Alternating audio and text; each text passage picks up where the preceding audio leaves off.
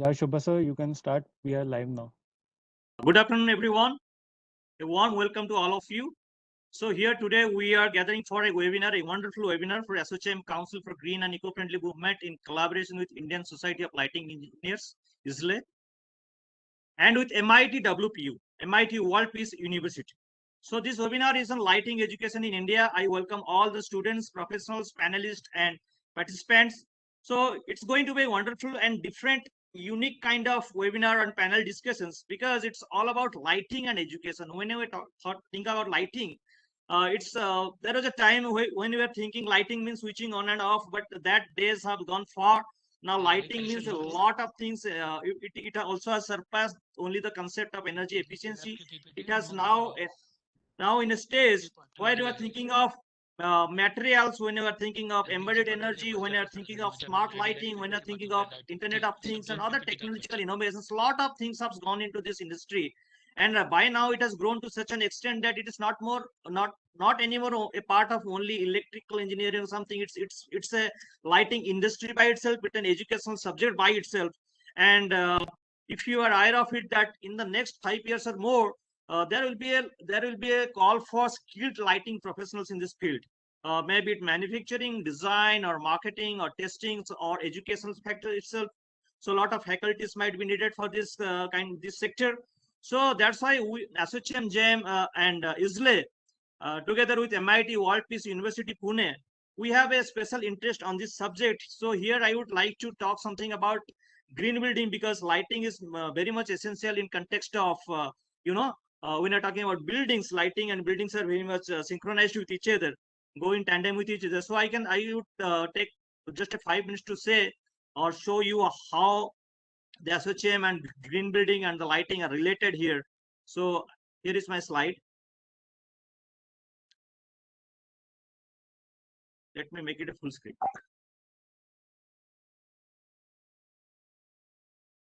So ASSOCHAM, you can see it's a 101 years organization. So it is, when it is thinking about lighting and educations, there must be something, some deep thoughts behind it. And we are into the existing building and new building and the green building rating system as itself, which we call JAM program. Now ASSOCHAM, you as you know, it's okay. Let me turn off my video. It's a little bit going slower. So we have 400 chambers, 4.5 lakh members all over India, and 75 councils. And there is a GEM, this GEM, Green and Eco-Friendly Movement is a GEM Sustainability Certifications Program. And here we are thinking about all kinds of buildings, maybe residentials or health facility or logistics or educational, whatever you there. It's a indigenous to Indian climate. It's a beautiful reference guide for buildings and green movement itself. And it is based on BE ECBC 2017 and NBC 2016. Now, when you're talking about ECBC, energy conservation building code, lighting has a bigger role here, right? So when you're talking about energy, water efficiency, when you're talking about fire and life safety, when we are talking about fresh air, indoor air quality, daylight, and everything, you can see sustainability is not far from lighting industry and lighting education as such. And when you're thinking about United Nations SDGs 2030, there is a thinking of carbon footprint. COP is coming off in 1 month or so. So United Nations has a carbon footprint elimination reductions thinking, and it is also directly related with lighting industry and lighting education. So GEM advantage, you can see when you're talking about green building sector, apart from being an indigenous program, it is also an affordable program because we want to make it movement. And we have a lot of chapters. You can see all the 9 chapters are first year, and there are 2 more chapters in Kerala and Jharkhand coming up. So there are, you can see, we are making our presence sure, and in this way we can educate more and more people, more and more professionals along this line. And listed by CRISIL's GEM Sustainability Certifications Program is here and empaneled by a lot of states. So GEM certifications rating levels rates the buildings based on 1, 2, 3, 4, 5, based on what? Based on certain parameters within which energy has a bigger role. And when you're talking about energy, like we know, the lighting, not only that, we are not talking only about LEDs, we are not talking about CFLs, we are talking about the lighting as a whole. A lot of things goes into it that we'll see in details. So there are a lot of projects that we are doing along this line. So this is our awareness kind of portfolio where we are trying to do certain green building system in the Indian subcontinent, and including government projects, railway stations, and airports around Kartarpur airports. You can see the Pradhan Mantri Awas Yojana, government and private subjects. Everywhere we are trying to be there. So in this particular thing, we have MOUs university. You can see here MIT WPU is here. We are trying to do something beautiful out of it. You can see the logo here, MIT World Peace University. We are signed this in MOU just for the sense that we want to make something the people aware of certain things about green building, about sustainability, and lighting. Education is one part of it. And as such, as existing MOUs with leading agencies, you can see ISLE is on a part also here. So we are completely together in this kind of objectives and visions. And we also ensure that the students get, faculty and students get GEM certified professional exam. 25th of this month, there is a webinar. It's free webinar. After that, if you register, you can pass it. Once you clear it, you can be GEM certified professional. And after that, we can together do a lot of things. So moreover, we are doing things of water audits, waste audit, energy audits. You can see the carbon neutrality, and all of the things are somehow related with lighting education as well. So maybe it green building, maybe it just about energy efficiency, maybe it is about any kind of sustainability programs or carbon reductions. Lighting cannot be eliminated. The lighting design cannot be, we cannot say it is a different thing. So here we have panelists today. We have Dr. Prakash Barjate with us, who is a GM member and Director of Education and Training, Indian Society of Lighting Engineers. We have Mr. Puneet Dhawan, with the Executive VP and VU Head of Orient Electric Limited. We have Dr. Milind Pandey, who is a Pro Vice Chancellor of MIT World Peace University, Pune. We have Mr. Anil Bhalia with us, who is the lighting designer, education and consultant as well. Mr. Biju John is here, who is the Chief Executive Officer of iTV's Innovations Private Limited. So with such a panel member, eminent speakers, I will not take much time. So I would introduce our moderator for today, Dr. Prakash Barjate, to come on stage. So let me introduce him. Dr. Prakash Barjate is a Director of Education and Training. So that's what you can see that when I talk about lighting education, Prakash ji is here very much. He shared the responsibility for conducting 6 months e-certificate courses for everyone of us, for our good, during the COVID 2020. And lighting educations, it's a focus area of ISLE, and there are a lot of chapters, 70 student chapters you can see in ISLE. And apart from that, is another member of ASSOCHAM, National Council for Green and Eco-Friendly Movement, GEM, that I just introduced you about. And as Director, MIT Group of Institutes, Pune, instrumental in conceptualization, development, and starting of first ever industry-oriented 2 years techno managerial PG program in lighting technology and energy management. So the whole portfolio, as you can see, the lighting education and making people aware of these things. So I will not take much. As an NLL assessor, he has assessed more than 80 laboratories, including a lot of labs. So I will not take much time. We would like to hear from Dr. Prakash Barjatia. To you, sir. Good to you. Thank you very much. Thank you, Mr. Subhrata Rath, for a nice introduction.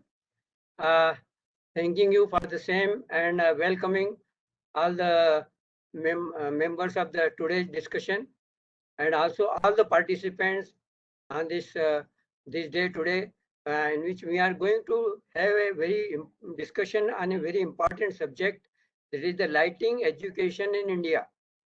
Just as a preamble, I would like to say that for every field you will find a very specific programs. Maybe for any branch you can say mechanical, electrical, electronic, something. But incidentally, for lighting, which is now an upcoming field for last 10 years, and after coming to LED, now it has become again more important. But it's still okay. I'm sorry to say, but then we do not have any formal program in lighting education, because lighting is still considered as a branch of either electrical. Of course, it was there in electrical. Now it is more electronic.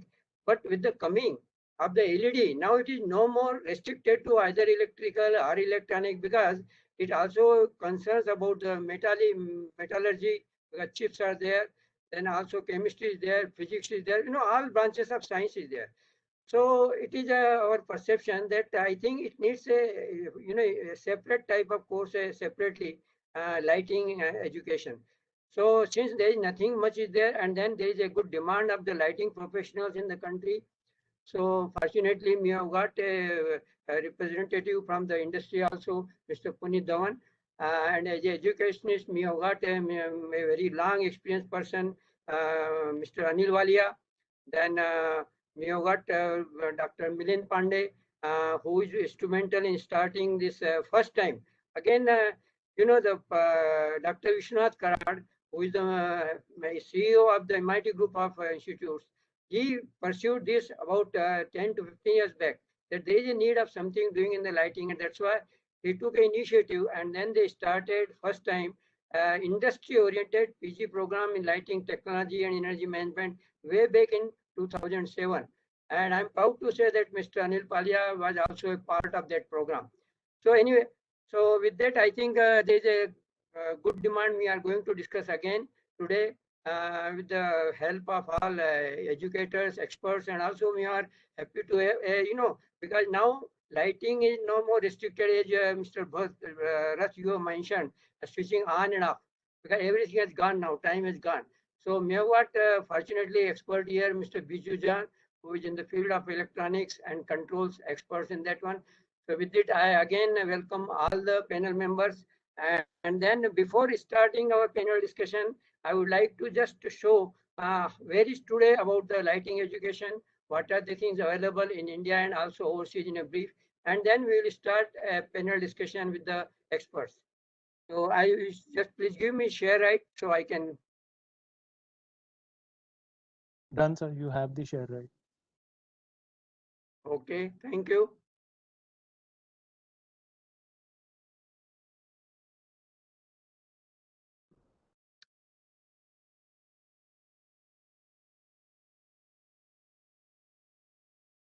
Is it visible? Yes, sir, it is. Yeah, it is busy. Okay. So again, once again, on behalf of ASSOCHAM, GEM Green Energy Building, and ISLE, and also MIT-WU, I welcome all once again. This is the green program, of course, which are going to conduct panel discussion today. Before starting, I wanted to share with you that what is the lighting market size today in the India. So you can say it's a 75,000 INR million market is there, and the share in the organized sector is about 65%, and unorganized sector is 35%. If we consider consumer market and also B2B market, then you can see for the luminaries, domestic, functional, decorative, lifestyle, and scene setting luminaries, consumer market is almost 57%. As B2B market, which covers the beautification, road lighting, sports lighting, office lighting, shop hospitality lighting, industry lighting, it covers about 42.4%. So this is what the scenario today. Broadly, these are the types of light. Of course, there is much more than that, but just if we categorize them. So one is the ambient lighting, which covers the surface lighting, recess wall lighting applies, and task lighting for specific purpose, for reading, cooking, etc., whatever is there. And one is the accent lighting, which serves all aspects of interior and exterior lighting, whether contemporary or traditional. So in that covers the pendant, traditional, and conventional light, wall-mounted picture light, etc. So these are the different type of lights which are there. Now, if you just see this graph I'm showing with the academic interest, that although now at one time it was only an incandescent lamp which was being used. I remember about 15 years back when MIT started a course, and when their parents or students used to come, they used to ask, okay, what in 2 years, what you are going to teach about because till that time there was either only incandescent lamp or the tube lights. So their fear was there that in 2 years what you are going to teach about only these two sources. So, but now along with the time now, as I think everybody of you know that incandescent it is going to be reduced day by day. In fact, from pollution point of view and environmental point of view, incandescent, because it is very much harmful for the environment. So slowly it is being reduced from all over the world. But unfortunately, you can see the graph. This green, blue. Still, we are having a much more use in because specifically in the villages, still there is no awareness about this. So still incandescent lights are being used. So I think this is one of the challenge area, and that's why this lighting education is required to educate everybody in this field that yes, this is a requirement. On the contrary, if you see the yellow graph, yes, from 2014 onwards, it is going very fast. So we are happy that we are reaching to very fast in the field of LED, and of course credit goes to the government also. They are supporting the use of LED. Yes, so LED, if we see now here again, expected to grow at the rate of CAGR 24.3% during the period 2021 to 2026. But again, one of the important thing, if from the graph itself, that blue represents the total market, and whereas red represents the domestic manufacturing. So you can see still there is a lot of gap between what is our demand and what is being made in India. So from Make in India concept, I think that also required education in the field of lighting. So in brief, just if we say what is the need of lighting education? So one important thing, just now I mentioned, lack of awareness. So for that purpose, there is a need that there should be a trained lighting professionals which can definitely generate the interest of the common man that how lighting is useful and how it should be used. Another aspect is the pollution due to lighting, a global problem. And of course, third, of course, very important, I think everybody of you aware, depletion of natural resources, which are very fast. So I think we have to go for think for some alternative natural resources by which we can generate the electricity and we can use such light sources. And also the important pollution due to use of inefficient light sources, because this is another global problem, the pollution due to lighting. As well as just now I mentioned, and we are going to discuss about the industry requirement. So industry also they need, because today they have to rely only either electrical engineer or some other, but then they do not have a proper persons with the lighting background. So I think this is a big demand is there, and that of course lead will to the social economic impact, because it will generate the more employment opportunities. So now this is the only brief I just highlighted what is the need of the lighting education. Let us see today what is available today. Now there is one university, Jadavpur University is there, where it started in 1999, 2 years PG program in Master of Illumination Engineering. Again, you can see they cover only the one part of the lighting, that is illumination, that is visible light. Again, they do not cover the full range of lighting. And of course, they again got a illumination engineering subject at undergraduate level as one of the activity. Another is the Manipal University. In fact, at some time, they were also having the same course like Jadavpur Institute, 2 years PG program in illumination engineering. But due to certain reasons, they had to change about 6-7 years back. They have converted into a 2 years MTech program in energy management, auditing, and lighting. That means lighting has got only one small portion in their curriculum. So, and the third, of course, they have got undergraduate B level also illumination technology as an elective subject. If you go further now, considering the importance, it's a good sign that in fact so many universities they have felt the need of the proper lighting education. So at least they have introduced one of the elective in their electrical branch in the final year.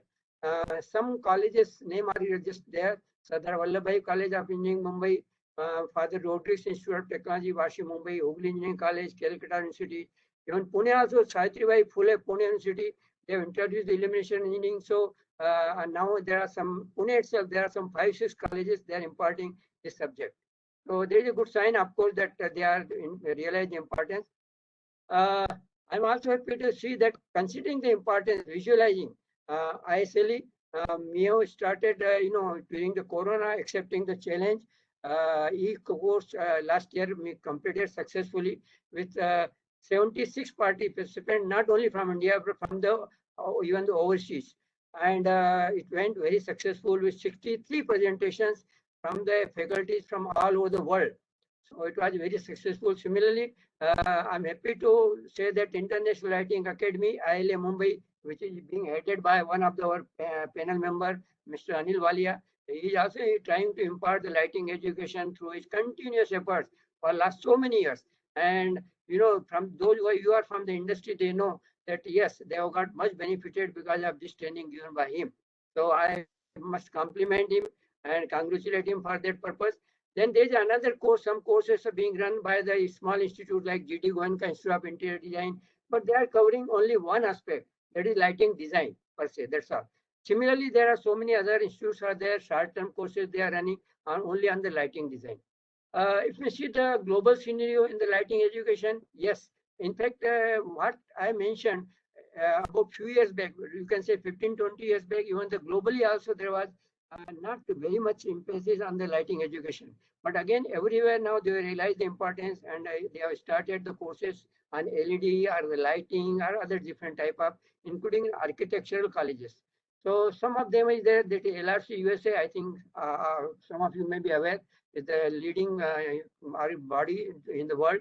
Then Fudan Lighting Center, China. This is the only university that started first time a graduation course in the lighting. And then NCQLP USA, they are also conducting the programs for the lighting designers. Say in our country, as on today, there is no such criteria that a lighting designer has to have a minimum some requirement. So unfortunately, today, in fact, whosoever know about the Lux and Lumen, he is himself calling himself as a technical expert or lighting designer. Whereas in USA, it is not. USA, one has to pass NCQLP examination. Then only they can practice as a lighting designer. Similarly, KTH Technological Institute, Sweden, they have also got 1 year's diploma course in lighting, then Lighting Education Trust, UK, Australia, Germany. So, in fact, what I mean to say that, that awareness is coming throughout the world in the field of lighting education. So this is what the total scenario about lighting. Now, just before we go for the discussion, I would like to share details with you about ISLE, that is Indian Society of Lighting Engineers. This is 38-year-old institute, and it is a professional body of scientists, engineers, architects, technicians, designers, students, and all other interested in the subject of lighting. Why am I just mentioning all others interested? Because although the name of this is the Indian Society of Lighting Engineers per se, but then its membership is open to anybody, even a illiterate person. He can become a member and he can support our activities. This is what the basic purpose. Aims and objectives is promoting the art, science, and practice of lighting technology, advancing education, research, lighting technology, formulating lighting codes, guides, technical reports, maintaining liaison and technical interaction with the national and international organizations, cooperation with the Bureau of Indian Standards, and providing guidance to young engineers for career improvement. This is what our aims and objectives basic. Our vision, National Lighting Code, I will discuss with later part. Then another thing, we are also in the process of setting up a National Lighting Center, that is Center of Excellence. Similarly, I just now I mentioned about NCQLP USA. Now we are making an effort to start something in our country also like this. Skill development, awareness program for students on energy saving. Then we are supporting PG program, degree, diploma, certificate courses in lighting and illumination. Either we are conducting or supporting anybody who is conducting. We are functioning throughout the country through 7 state centers, 4 in the metros, and 3 are in the Rajasthan, Madhya Pradesh, and Karnataka. Then we have got 4 local centers also. One include in Pune, another is at Bhubaneswar, Hyderabad, Bhubaneswar. So this is there, and Guwahati. Then we have got 17 student chambers throughout the country. Different courses are there. We are closely associated with the Indian Bureau of Energy Efficiency, Bureau of Indian Standards, Ministry of Power, and other organizations. Internationally also, we are affiliated with the ISNA. Earlier it used to be called the ISNA, now it is Illuminating Society USA, then Lux Pacifica, Institution of Lighting Engineers, IES, and the SAARC countries. So this is how we are covered with that one. This is our governing body member 2015 to 21. It is being led by Mr. Dilip Kumar, who is the president and who is the CEO of the K-Light Group of Institutes. As I mentioned, this is one of our important activity.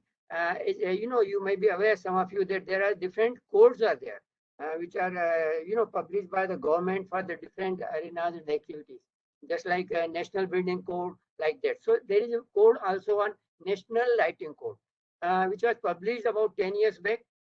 But then, as you know, the technology is changing very fast. So it is under review now. And I'm happy to say that this responsibility was given by the Bureau of Indian Standards to ISLE. And it is being done, almost it is finished under the able guidance of our Honorary General Secretary, Dr. Rajat Mandal. And it has been submitted to BIS for implementation. Maybe within a short time, it will be a revised version will be published by them. Now, how ISLE is involved in the lighting education. You can see from the very beginning, even in starting a school of illumination at Jadavpur University in 1993. It was supported by ISLE. Similarly, when Manipal they started in 2003, again it was supported by ISLE.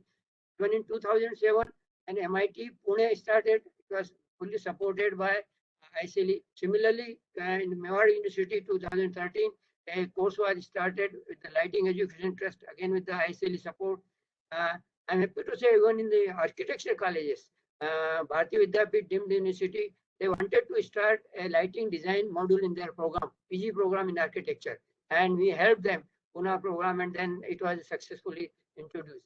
Similarly, as I mentioned, during COVID, we conducted a 6-month e-certificate course in basics of lighting and illumination. Similarly, during COVID only, we conducted computer-aided lighting in October 2020. And then we have got 17 chapter with 1,000 students today. Education e-course, as I mentioned, we conducted another batch now of e-certificate course on basics of LED lighting and illumination and lighting designed with the 25 lectures. It is likely to be launched next month. Its admission is open. So course fee is around 20,000 rupees plus GST 23,600. And one of the important mandatory requirement that one must be a life member for ISLE to join eligible for this course. As I mentioned that we are very much active in the student activities because we believe that future lighting professionals can be developed only with the help of the student chapters. So this was started way back in 2006, first student chapters in Pune Bharati Vidyapeeth College of Engineering, and after that subsequently there are now 17 student chapters throughout the country. Very basic requirement is 25 student members and with 2 faculty members to have a continuity. Life membership fee that is for 5 years or 4 years is 500 rupees. Annual membership fee only for 300 rupees. And these are the facilities that we provide to the students. Exposure to the subject of lighting illumination by lectures, seminars, conferences to be arranged jointly either by the institute and ISLE, active visits, help in projects, help in placement, and also discount in events organized supported by ISLE. And also we share a copy of the ISLE newsletter, which is published bi-monthly. This is our nominal fees is there. If you compare with any other organization or institution or NGO, this is very nominal fees is there. So with this, I appeal to all those who are not members to join the hands and strengthen the ISLE so that we can do much and much more activities in this one. With this, I welcome to the world of lighting and get enlightened and let us interact. These are our contact details are there. Mr. Kiran Ganguly, manager who is at Delhi, and these are my details are there. So I welcome all to come forward and join with this. Thank you very much. Thank you, Dr. Prakash.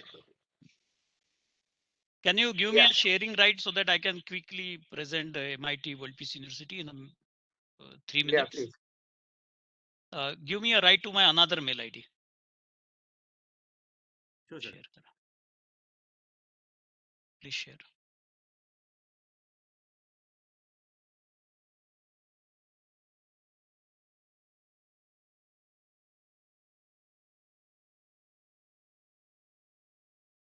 Make it full screen. So this is me. Dr.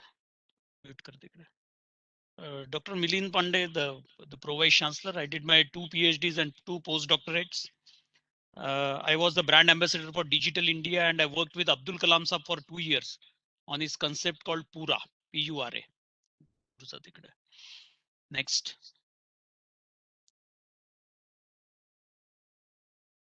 Next. Next. So this is the long journey of 40 years.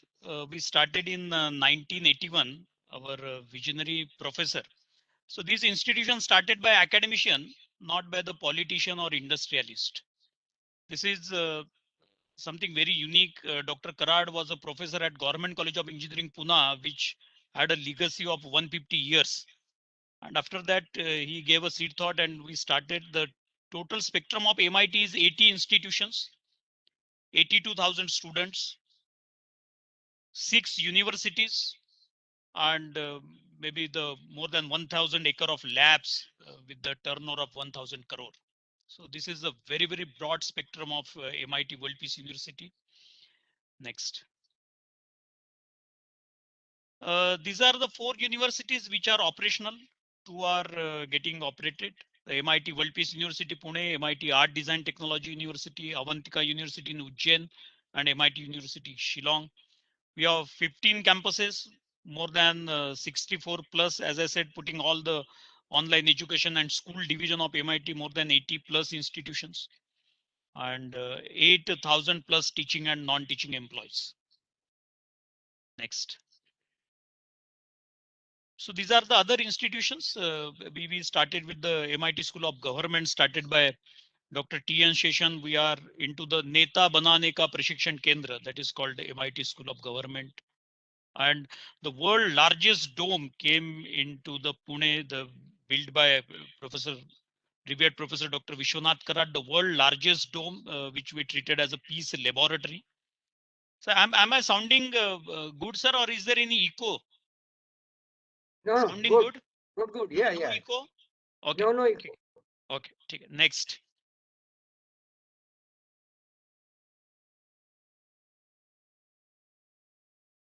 So this is the MIT WPU.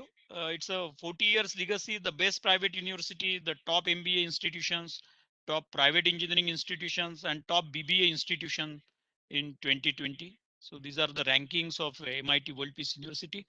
Let me tell you, when we say MIT, it's all the Maharashtra Institute of Technology under the trust called MAER, MAER, Maharashtra Engineering Education Research. So this is the research word is very, very important. And our motto is Yantra Tantradi Vijnanam Loka Kalyana Sadhanam. So with this, we are running all those institutions. Next. Next. So these are our advisory boards, Dr. Mashelkar, Dr. Bhatkar, Dr. Kakudkar, and the list continues. They all are our board, including Dr. Abhay Firodia, Anu Agaji, and next. So we are into the 130 programs, 4 academic divisions, and 34 schools at our Pune location, the called Kothurud campus. We are into the engineering and technology. We are into the integrated engineering division, skill development program, management and leadership, science and health sciences, the School of Consciousness, art, humanities, and professional studies. So in totality, 130 courses on one campus at MIT Kothurud, which is the head office. Next. Next. So in total on this campus, the complete ecosystem is there. 96 laboratories, 5 center of excellence. That includes IBM, that includes Tata Technologies Center of Excellence, that include Amdocs, and list continues. Take Mahindra, Tata Motors, I said, 10 technology centers. You can say the NVIDIA, we have the center of excellence in embedded processors. The Subsea lab, the international company invested 5 crores and set up the complete lab on the campus. Next. Next. Next. More than 173 MOUs till the date with the industries, and more than 5 crore work projects is going on. We have a MIT Technology Business Incubator till the date, more than 52 startups. They graduated from MIT Technology Business Incubator. Next. The hackathon, we were amongst the top continuous winner of hackathon, which is the very good platform, youth platform by the Ministry of HRD. Even our students, they won the prize at Singapore Hackathon at the hands of Honorable Prime Minister Narendra Modi ji, and all the prizes they came to MIT when it comes to the hackathon. These institutions started Robocon, robotic contexts. We are a pioneer in setting up the robotics culture in India. Along with the Prasar Bharati, Doordarshan, and MIT, we started this event called robotic contest called Robocon. Next.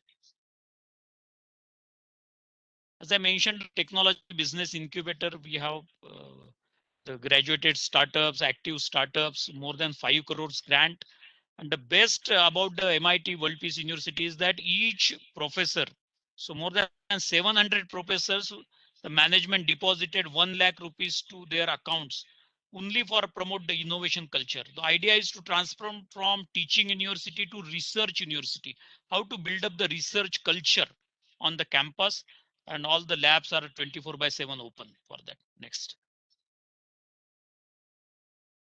Next. These are the all alumni working.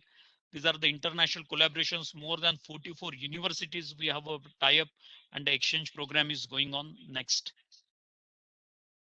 Next. So list continues. More than 250 industries every year they are coming for the campus recruitment. The internships are compulsory on this. We are running as per the trimester pattern and not by the semester pattern. Rural immersion program is compulsory. So student has to visit 1 week to the rural part. He उन्होंने village में जाके रहना चाहिए. He should understand the village problem at the 3rd year level. So that is the practice at MIT World Peace University. Next. Next. So this is what Dr. Barjada spoke, but I will skip this. So this was the placement when we were running the lighting technology program. So basically we are offering 3 types: MSc in lighting, then MBA in lighting technology management, and MTech. These are the 3 programs, and of course the e-diploma because of this pandemic. With the BE and under the guidance of 2 stalwarts, Dr. Prakash Barjatia and Dr. Walia, we will be doing this. But this is what the status, the 40 offers for 30 students and 3 international offers. And that is the what speaks the need of the lighting industry. Next. So all those companies, top companies, they came. We had some interaction with Lighting Research Center, USA. And all those companies, we hosted the general body meeting of these companies on these. Next. Thank you so much.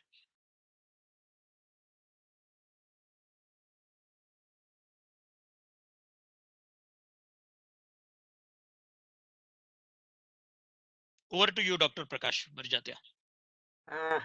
Thank you, Dr. Milind Pandey, for bird's eye view on the, of course, MIT WPU, MIT group of institutes.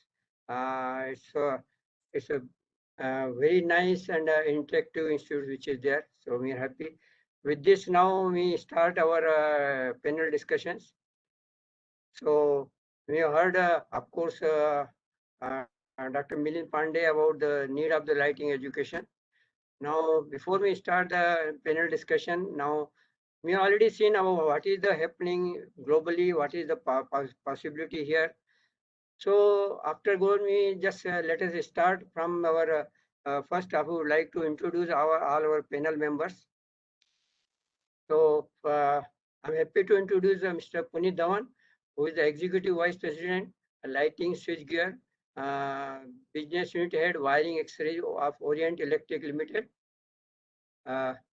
Mr. Puneet Dhawan currently having a P&L responsibility for lighting and switchgear business, including manufacturing, product development, sales and marketing, and R&D. He has been associated with lighting industry for more than 30 years, with varied experience in B2B and B2C segments of the market for various lighting applications across India. Prior to current position, worked with Bajaj Electricals Limited for 4 years and Crompton Greaves 19 years. Now he is Executive Vice President at the Orient Electric. Welcome, Mr. Puneet Dhawan. Thank you. Then another, you already got Dr. Milind Pandey, is the Pro Vice Chancellor of MIT World Peace University, Pune, India. He is having a number of awards and honors to his credit. Presently, he is Pro Vice Chancellor, MIT World Peace University, Pune, India, a dedicated professional with 28 years of academic experience, well known as an effective communicator with strong relationship management skills. Authored a world-class textbook on mobile communications, next generation mobile communication, published by McGraw-Hill Publication. Published 50+ research papers in international conferences and journals. He is also a PhD supervisor at various universities. He visited more than 15 foreign visits for university collaborations. Convinced with the need of lighting education, Dr. Pandey was instrumental in starting first ever techno-managerial PG program in lighting technology and energy management way back in 2007 under MIT Group of Institutes, Pune. Welcome, Dr. Milind Pandey, sir. I'm happy to introduce Mr. Biju John. He's the CEO, a youngster. You can see from his picture also. He's a young person in our team today, youngest. Mr. Biju John has been a part of Indian lighting industry for more than 25 years. He is one of the well-known techno-commercial professional and creative entrepreneurs with a strong leadership track record. Mr. John is having extensive experience and knowledge in intelligent lighting, automation, and UV systems. A relationship builder with extremely large industry network and well-traveled with good global business exposure. Mr. John is currently handling intelligent lighting and automation business through his firm ITVIS Innovations Private Limited, which is the hybrid partner of ECLux Germany. Mr. John is a regular speaker on various lighting and automation forums. Welcome, Mr. Biju John, for this panel discussion. I'm happy to introduce Mr. Anil Walia, a very old person, old in the sense, old in the industry. Last 50 years, he is in the lighting industry. So Mr. Anil Walia is formally educated in lighting from City and Guild, London in 1973, a first in India, and B Electrical Honors from VJTI Mumbai University. Mr. Walia is a respected authority in the lighting field with over 50 years of experience as designer, consultant, and educator. During 50 years of his journey in lighting, 5.5 years, 5.5 years with Compton, 11.5 years with Philips, manager LIDC for 11.5 years, and from 1987 as independent lighting designer. Mr. Walia has the opportunity to work in all the lighting eras, from GLS, tube lights, and discharge lamps to LEDs with controls, and also in different fields like luminary design and development, quality control, automatic laboratory, lighting design, and so on, except direct sales. Mr. Walia has developed several standards while representing in Bureau of Indian Standards since 1972. Mr. Walia is an internationally known educator, writer, and speaker on subject of light and lighting. He is an industry-recognized lighting guru and lighting evangelist. He also authored 2 books. One is on lighting design, a handbook on lighting design, and another on the LED, which are well appreciated and acknowledged throughout the world. With these few words introduction, I welcome Mr. Anil Walia for this panel discussion. Okay, after this introduction of the panel members, now, as I mentioned that first of all, I would like to invite Mr. Anil Walia. After taking a look at the present scenario of lighting education in India and also overseas, now I invite Mr. Anil Walia. He is not only a designer but also an educator and a consultant for last 50 years, about his opinion on the present status and necessity on the lighting education in India. Mr. Anil Walia.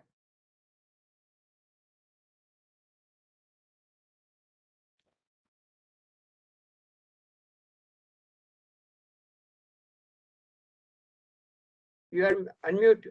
Sure. Yes. Anil Walia. Yeah. Yes. Thank you, Ashu. Yes, please.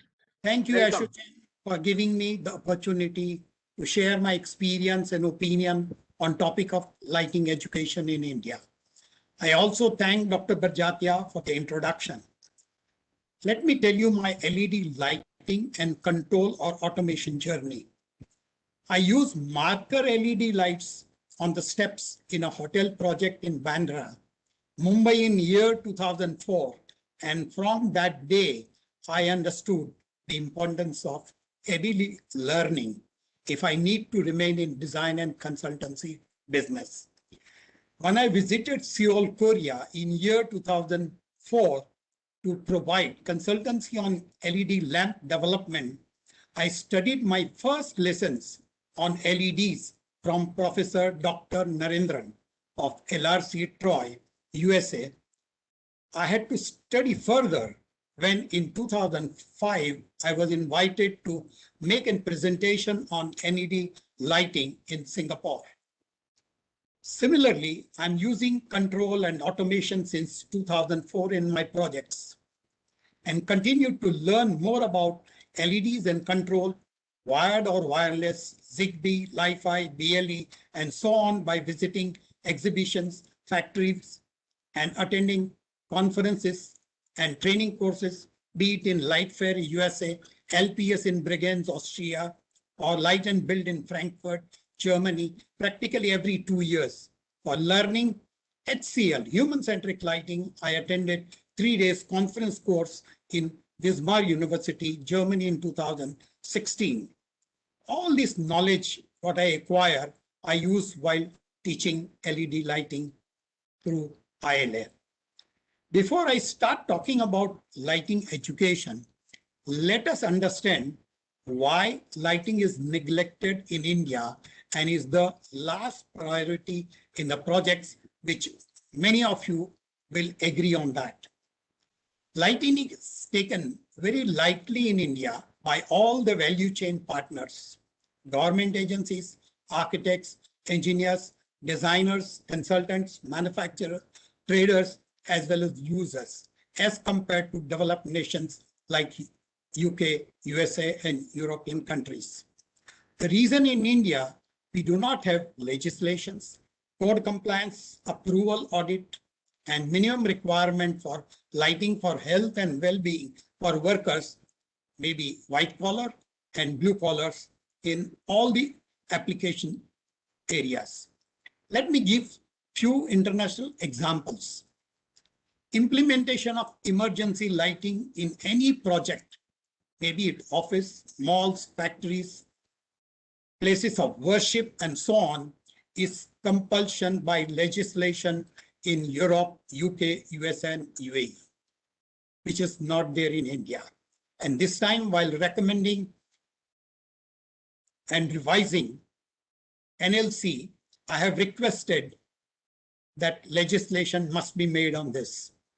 In UK, health and safety inspectors seek to secure compliance with law, where providing certain lighting levels, which is for working in also. Documents like guide, HAC 32, so SLL code, etc. are the guide for them.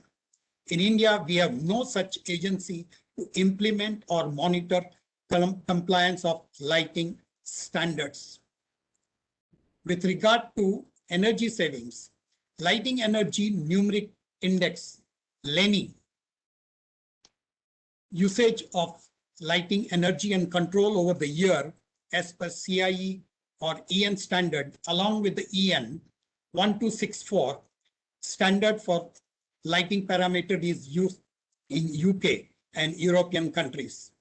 Whereas in USA, light power density, LPD, along with IES NC lighting standard is used for various applications. But for both the methods, beside lux level, in lighting design, lighting quality parameters on color, glare, flicker, and so on are compiled with as per the standards. Whereas in India, to meet ECBC 2017 energy code requirements, lighting parameters are sacrificed using lumen method of 1970 and parameters from very old standard IS 3646 1992. Similarly, IS 1944 on street lighting is also as old as 1972. In short, no compulsion, no need to understand its quality and value, and therefore no importance of lighting education, which is the most neglected subject even in practical state also. Therefore, first step will be to take corrective action by lighting industry as a whole. Now let us talk about why lighting education with advent of LEDs. LED is one of the light sources, but is based on electronics, the semiconductor, which can be digitized and controlled. Further, it has practically replaced all conventional light sources in all applications, be it indoor or outdoor. The biggest advantage of LEDs is energy saving, say 90% or more when replaced with GLS lamps and 50% plus with respect to gas discharge level. This can further be saved with control and automation, let it be wired or wireless. And as mentioned in my LED book in year 2012, lighting professional and industry people do not understand electronics, and electronics professional and industry people do not know lighting. This is true even today in practical life. Let me explain. For most manufacturers, users, specifier, if branded LEDs are used for their project to save the energy, it is okay. But many have no idea that CCT is one of the color parameter. Further, need to understand that same CCT can be obtained with different UV coordinates on chromaticity chart, DUV, which can give the light greenish or purplish, macadam ellipse, which can show difference in color in the same premises. CRI is a very old concept for color rendering. Impact of R9 value in hospital, it is very, very important to see the skins and check the patients. Color standards from NC TM30 2018, not known to many. Difference in tunable white LED spectrum and circadian lighting LED spectrum, etc., must be understood while selecting the LEDs for different applications. Impact of thermal management in LED luminaire and its life must be tested and documented before recommending it in a project, which is not happening. Similarly, for different types of optics, there is lens, reflectors, diffusers, and related photometry measurement not done for most of the luminaires by most of the just training organizations. And many, they do not even understand it. Different types of drivers versus their parameters, dimming types, drivers, associated components, and protocol also, many have no idea because for them it is electronics. For most, changing CCT is human-centric lighting, be it users or company representative selling LED lighting, electronic product like drivers, sensor, or control system, designers, consultants, and so on. I'm making this bold statement with my personal experience of international interaction with many in last 4 years. Many are not aware that today for HCL applications, there are 3 metrics: MEDI by CIE, CS by LRC, and EML by WELL standards. Like this, I can keep on talking for hours, but in short, LED lighting education on products, testing, standards, applications, lighting design, control and automation, and so on is a must and required for not only the professionals and business people in both the type of industries, but also most important for government agencies and actual users too. One final statement: in India, most are looking for free lighting education. I request them to find out what will it cost abroad. Thank you.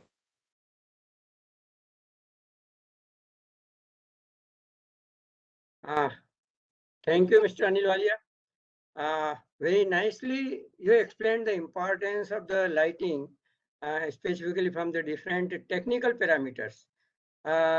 This is what, I also mentioned that while practicing the lighting, proper lighting, it needs to be considered all these parameters which you have mentioned. But unfortunately, as my statement still is valid, that somebody is knowing the lux and lumen, they declare themselves as a lighting designer. I think this is a apathy with this one in our country. So that's why there is a need of a formal education with the proper lighting. And in fact, as I mentioned, that ISL is also visualizing the need of starting some conditional, this one like NCQLP. Of course, for that, we will need support from persons like you.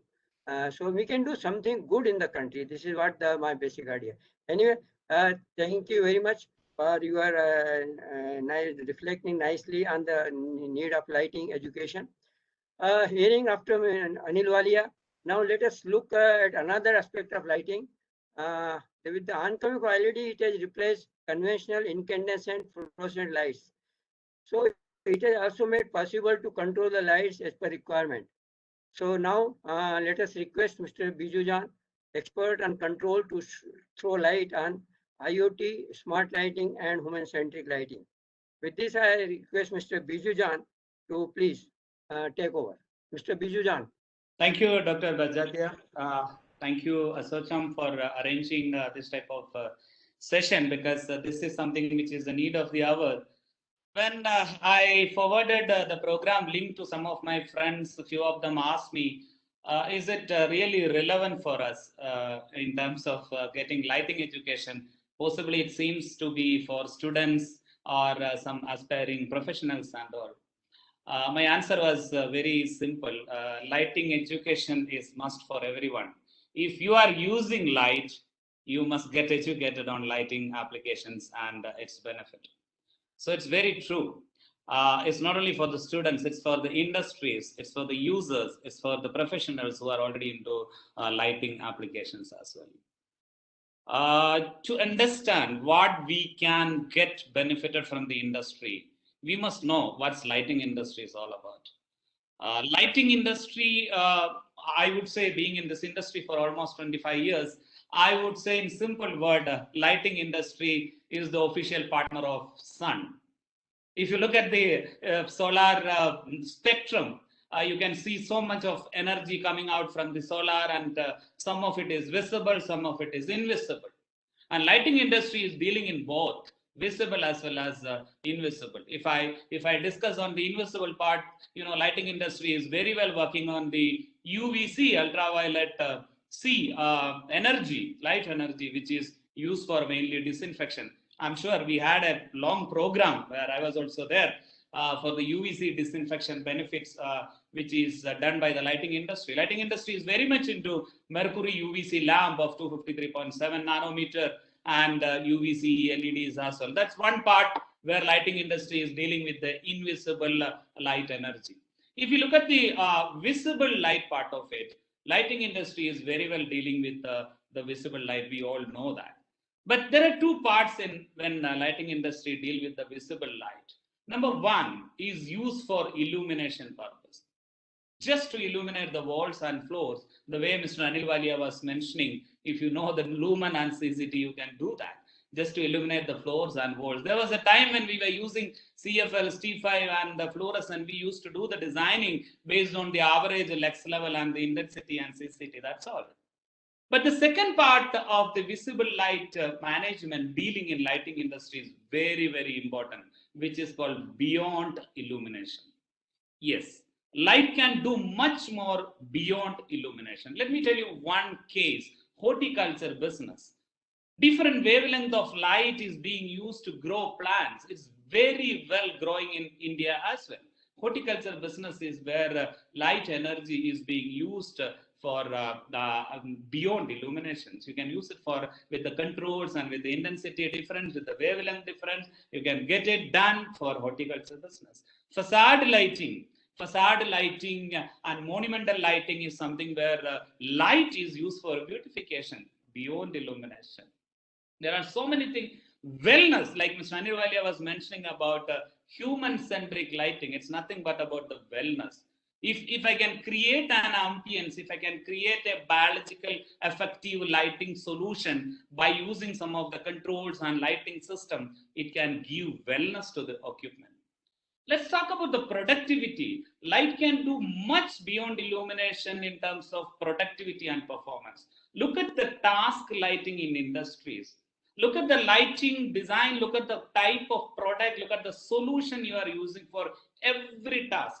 Whether it is a paint booth in your industry, whether it is an induction area, inspection area, whether it is a shop floor, whether it is an office, look at the light, whether it is really producing the performance and productivity which is intended for. Light can do that if you carefully handle lighting part and lighting solution part of it. So light is even used for marketing in retail lighting industry. I'm working with some of the retail chain of companies where we are trying to create a buying decision to the users, to the visitors by using the light and some control. So it means if you are getting into a shopping mall and then if you are staring on a cloth, the light can identify that you are interested on that cloth and generate buying interest by playing with the light. So light is used for marketing as well. So my dear friends, whether you are into the industry, whether you are a professional, whether you are a user, it doesn't matter. There is something in it for everyone. But before we use it correctly, or before we understand the impact of right lighting, I would mention we must get into the component part also. We must understand where the industry stands today. The industry has gone from incandescent light, CFL, fluorescent, T5, induction lighting, and today we are standing at LED, and even people are talking about LEP, light emitting plasma, which is going to change over the entire stadium lighting and outdoor lighting. Light emitting plasma is the talk of the town these days. It's such a small, lamp can give you 560 watt of light output, light emitting plasma, which is something new. So if you are dealing in the component, you must know which type of light source is the right for right application. And like Mr. Anil Walia mentioned, we must know the importance of control gears, which is used in lighting luminous. The dimming, DALI protocol, if it is used for dimming, what all benefit as a user I can get, instead of staying away from using a dimmable solution or tunable solution. Normally I have seen, because I visited a lot of, we are very much specialized into industries. When we visit the industry, when we discuss on the possibilities of solution, I always hear, no, we just want on-off.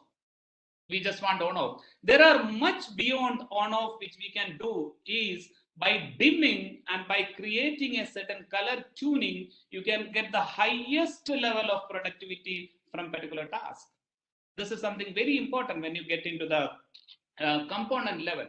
So my dear friends, it's not only the light source, it's the control gears, and then comes the complete luminar optic designs and thermals and everything. So it's very important to select the right product when we get educated on this particular lighting technologies.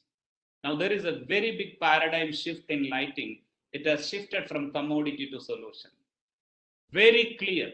If you are building a home, if you are building a house, you are not asking for a downlight or spotlight, rather you are asking for a mood lighting solution. Yes or no? This is what the industry or this is what the user is looking for. If you are building an industry, you are not looking for a high bay or 2x2 or linear. You are asking for a daylight harvesting lighting solution. Can I get it? You are asking for an emotional effective lighting in your conference room. Can I get it? You are asking for a human-centric lighting, circadian-based lighting, and biological effective lighting. Can I get it? I was in discussion with some of the top officials. I think it was Amazon or Google. I don't remember. One of the well-known lighting consultant also was there for that discussion. When we were offering, the lighting consultant was trying to offer human-centric lighting for the senior executives cabin, and the answer from the decision maker, from the finance head came immediately, no, we don't want to spend extra for the human-centric lighting. We just want normal lighting in senior executives cabin.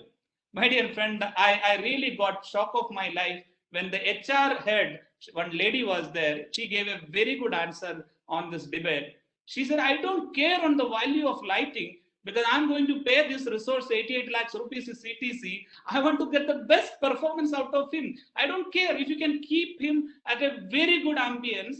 If I can get the best productivity output from him, I don't mind paying for that. So if you are building an office, people are looking for a solution. If you are building an industry, it's nothing just a high bay installation or some lights are installed. If I'm getting a lot of daylight in my industry, how can I harvest? And then how can I utilize a less amount of energy by using a daylight harvesting system? So there is a paradigm shift from commodity to solution. As a user or as those who are professionals in lighting industry, we must understand how we can give the awareness, how we can give the knowledge and technical awareness to the users so that they can take the right decision at right time for the right task. Now, talking about the intelligence, there are two things which is trending in the industry, lighting industry now. One is called smart lighting and the other one is called intelligent lighting. Sometimes both these things are mistaken. And what's smart lighting and what is intelligent lighting? Smart lighting is nothing where you need to give an input.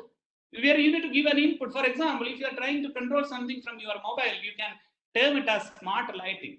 Or if you're controlling something from your wall controller, you can term it as smart lighting, because you are giving a command and your light fixture is executing the command because you have given the command manually. This is called smart lighting. But the intelligent lighting is something different, which is totally different. Intelligent lighting is where the intelligence is inbuilt, or else some other device is giving a command to get the command performed. So this is called intelligent lighting. So intelligence is inbuilt. No manual intervention or no manual command is required for an intelligent lighting. For example, if you are using a human-centric solution, the office right now where I'm sitting is under human-centric lighting. Is the latest technology which is called SymbiLogic, a patented technology for human-centric lighting. It's a German innovation. It gives me from morning to evening, it gives me a graph which is equivalent to the sunlight graph. Very comfortable. At the end of the day, we don't feel tired. This is called intelligence. I don't need to do any smart activity or any command to get the human-centric lighting effect. It automatically comes through the intelligence. So my dear friends, the point of mentioning about this smart and intelligence is this is another area where the users can look into. Am I really getting into the emerging and latest technology option when I'm going for a renovation? A lot of industries where I'm involved I've seen people are going for renovation. I have only one suggestion. If you're going for a lighting renovation, why don't you consider a lighting upgrade? Lighting upgrade is nothing but building in some smart and intelligence into that. So my point of mentioning this is an education or awareness at the user level is very much important. It can only happen if the professionals and industry involved in this lighting, like us, if we are equipped with the knowledge and the latest trend, so that we can convey the same thing to the users as well. So that's all, like Mr. Anil Walia mentioned, we can talk hours and hours in terms of the opportunities in lighting. So my dear friends, just to conclude, if you are a user, the opportunity in lighting is very, very wide. Don't even compromise just by getting an on-off lighting for your home, for your office, for your industry, for your hotel, hospital, anywhere. Please look into the emerging possible technologies and the latest possibilities of lighting solution and connected light. There are IoT protocols where you can connect the light with your control system. You can go for digitalization in lighting by bringing everything on your dashboard. DALI is a well-known wired protocol, digitally addressable lighting interface. There are DALI LED drivers which can directly communicate to your DALI controllers. Everything can come into your dashboard. There are DALI sensors which can control the devices. So connected industry and connected lighting industry is growing very, very fast. And automation is also need of the hour because of the hygiene switching and because of the ease of operations and data management, everything is possible by lighting. So the answer is very clear. Lighting is not only for illumination, it's much, much beyond illumination. Thank you so much.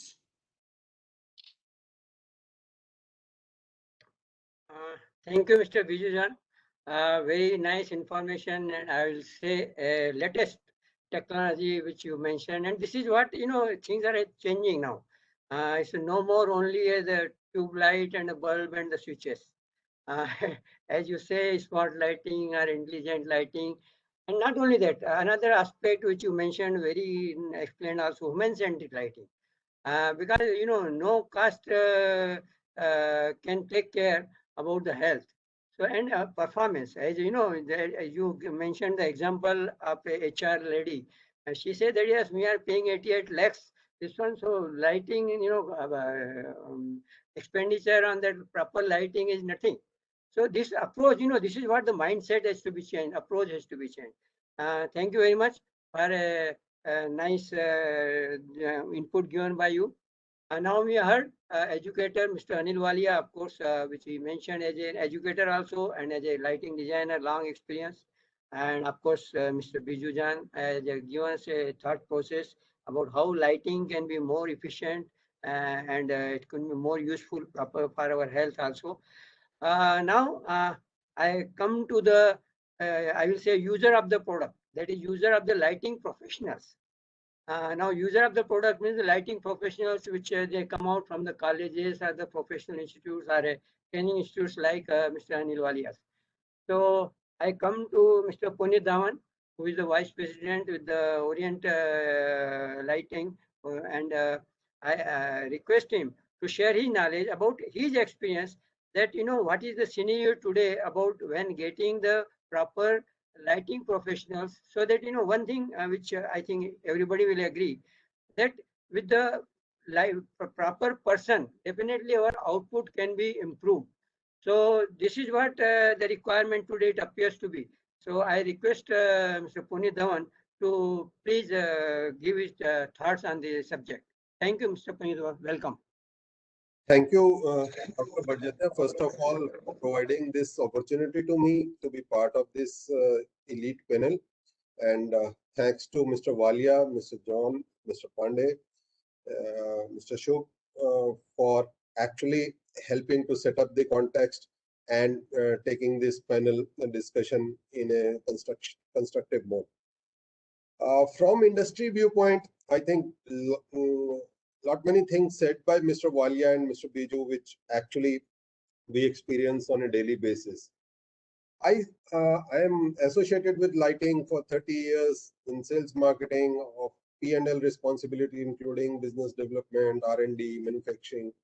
And I feel the gap of the lighting educationist or the lighting education available with the companies and what is required for the consumer has in fact widened over the years. If I look upon 30 years back when the technology was incandescent or discharge lamp based technology, the companies, first of all, there were few players, but then those players actually had a kind of a education system within the company itself because there was no formal education available.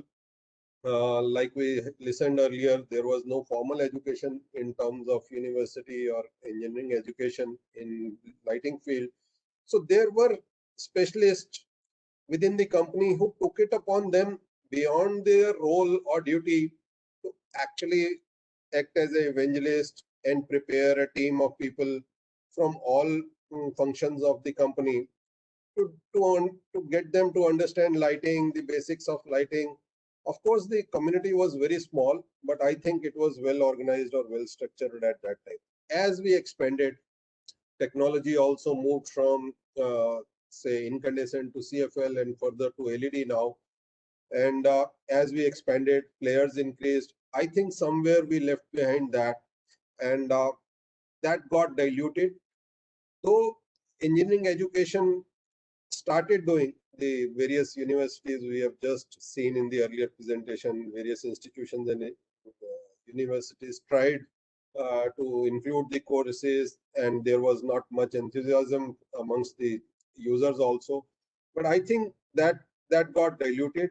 Some of the players who thought it important that this will serve them in a longer time, they did concentrate. But the need is there, certainly. Why I am saying this, Mr. Biju referred to some of the instances. Mr. Walia has given the standards part or the technical dimensions of that to be understood by the lighting professionals. But I think need is where that language can transform into a consumer language. In industry, I have felt this need to the extent that many times when we try to hire people, surprisingly, he would have worked in lighting industry for more than 5 years or so, and still lux and lumen difference is not known. Surprisingly, many of them are not aware what actually does it mean from the consumer viewpoint. How does consumer gets affected? There is a need, lighting professionals or we professionals, industry professionals keep on saying there is a need for efficient lighting, for lighting to be understood. But then are we in a mood, or are we in a position, or readying ourselves where we can transform this language into consumer language? I think that is the gap where when I heard about this discussion, I introspected and found that industry also is responsible. Maybe we need to work together with the educationists to actually come out with those programs which will be understood by the where the once having gone through those certificate programs or degree programs, the consumer will understand, the educationist will be able to transform into consumer language. Some of the examples I was just going through in my mind day before was around 15 years back or so. I still remember we were watching a cricket match, and certainly the lights went off. It was being televised live, and the lights went off and the match was halted. My daughter, who was watching along with me, was so surprised. She said, "Papa, why don't they put some bulbs and start the match? It was such an interesting match. Just because of one lamp going off or something, the match has been stopped." So I explained to her some of the details, but it struck me that as a consumer, their knowledge is limited to that you have to replace a bulb and the match can be televised live. Or once, for a close relative, I went to a very modern hospital, say around 12 years, 15 years back, and he had undergone an operation. When he came out and I checked with him what happened, he had quite an anxiety before going inside the operation theater. And he said there is a long corridor. When on stretcher I was being taken to the operation theater, I was full of anxiety that I will not be able, I'll not able to survive this operation and all. And I said, what? And he said, you are in lighting field, but today I realized when I was being moved in the corridor, there was such bright light at some distances, say downlighters were there in that corridor, that every 3 feet, 4 feet, there was dark patch, and then there was very bright light on my eyes. And it sort of raised my anxiety level to such a thing that I was feeling where I am being taken to. That light impact itself raised the anxiety level of my uncle at that time. So these were some of the examples which are coming into my mind, that how the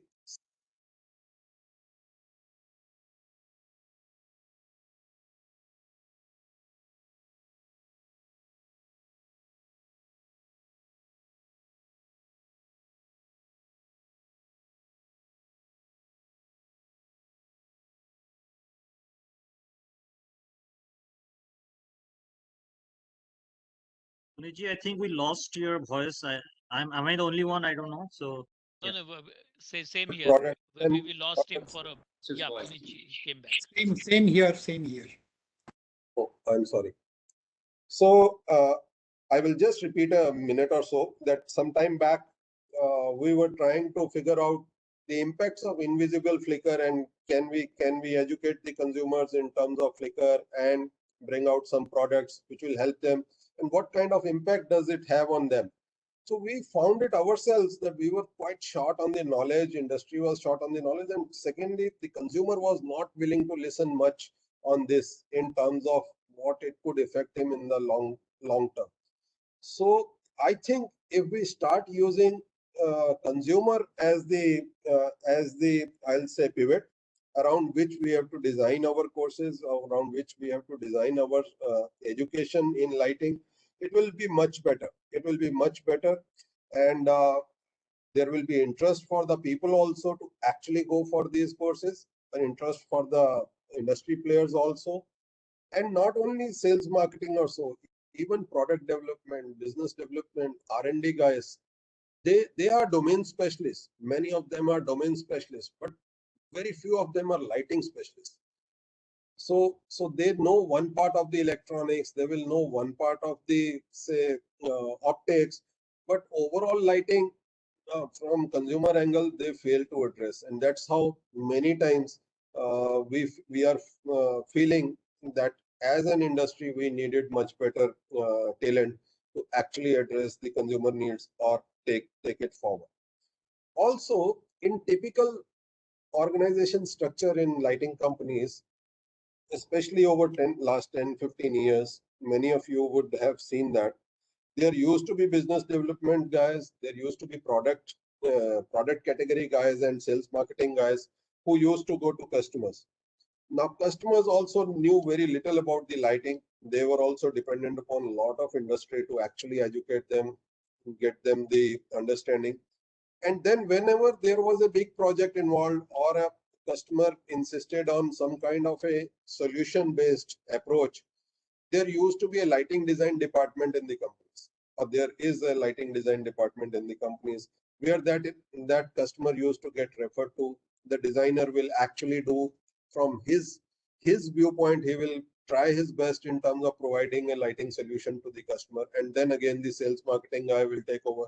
But in between, somewhere, this marriage between the two, keeping the consumer in mind, was left behind, or some smart player will take advantage of it and try to win over that customer through his approach. So I think that part also in the education, where these guys who are not the lighting designers by profession in terms of calculating the actual human method lighting design or anything else, but the business development guys, the product category guys, the sales marketing guys, the education needs to take care of their aspect of learning also, where a kind of a techno-commercial lighting experts can be created.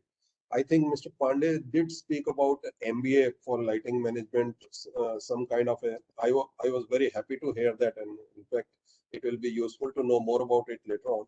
But I think those kind of courses, those kind of education fields will help the industry a lot in terms of serving the consumer well.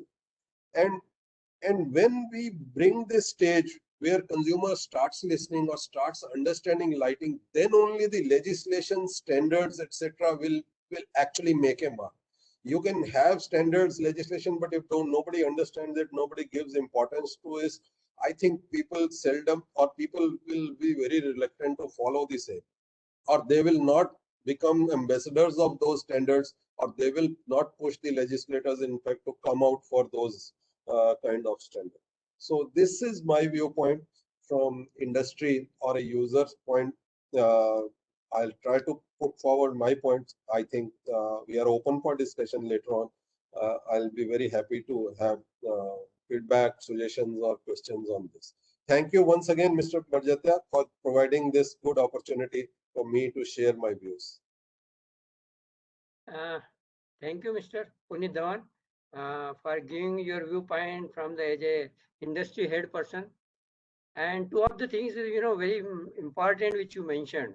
One is thing that whatever maybe the legislation or standards are there, but unless there is a proper education and they can understand the things, it is of no use. So I think that makes a very important thing, that there has to be a proper education, then only they can understand. And secondly, of course, as you mentioned that yes, there is a need of some techno manager or something which Dr. Milind Pandey mentioned, some MBA course in their group or something like that. So that means indirectly what I mean to say that today there is a need of, it may be in any field, whether in lighting or metallurgy or any field, there is a need of more interaction between the industry and the academics. And then they should put together, because going only with the old curriculums and year-old, decade-old, there is no purpose. So there is a need of more interaction between the industry and academics. They should sit together and then they define that what is exactly required today for the industry. That's what I think my approach and my viewpoint on that one.